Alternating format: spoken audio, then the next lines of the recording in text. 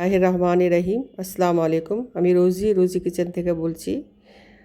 আমি আজকে গ্রাম বাংলার নাড়ু বানায় দেখাবো।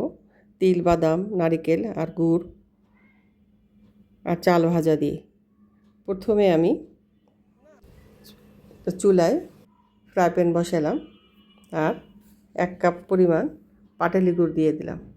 পাটালি গুড় দিয়ে তাতে সামান্য পানি দিয়ে দেবো। পাটালি গুড়টাকে গলার জন্য একটু পানি দিয়ে দেবো। দিয়ে যখন গুড়টা গলে আসবে তখন আমি 1 বাটি কোরানো নারিকেল দিয়ে দেব। কোরানো নারিকেল দিয়ে তারপরে এটাকে একটু পাক দিয়ে নেব। নারিকেলটা মিশিয়ে একটু পাক দিয়ে নিই। পাক দিয়ে এটাকে সব মিশিয়ে পাক দিয়ে নিয়ে তারপরে আমি চাল ভাজাগুলা দিয়ে দেবো। 1 কাপ পরিমাণ চাল ভাজা আমি দিয়ে দেব।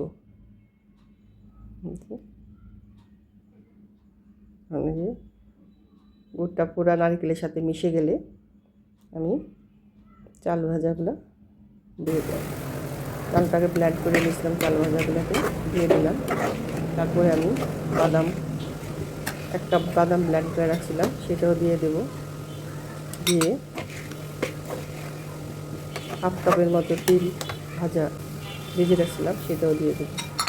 দিয়ে আমি ভালো করে নারিকেল, গুড়, বাদাম সবটা একসাথে গুড়ের সাথে একদম মিশিয়ে একদম মাখো মাখো হয়ে যাবে, তখন আমি এটাকে নামিয়ে নেব।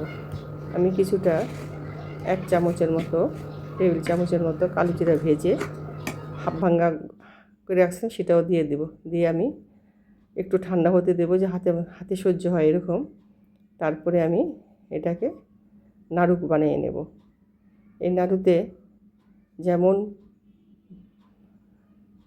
সুস্বাদু মজা তেমনি পুষ্টিকর।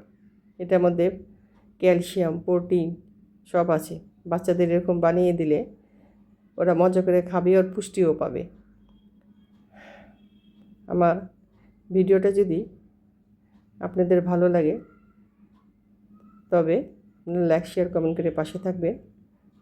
আমাকে সাপোর্ট করবেন। এরকম করে আপনারা নাড়ু বানিয়ে দিবেন বাচ্চাদের। বাচ্চারা খুব পছন্দ করবে। ধন্যবাদ।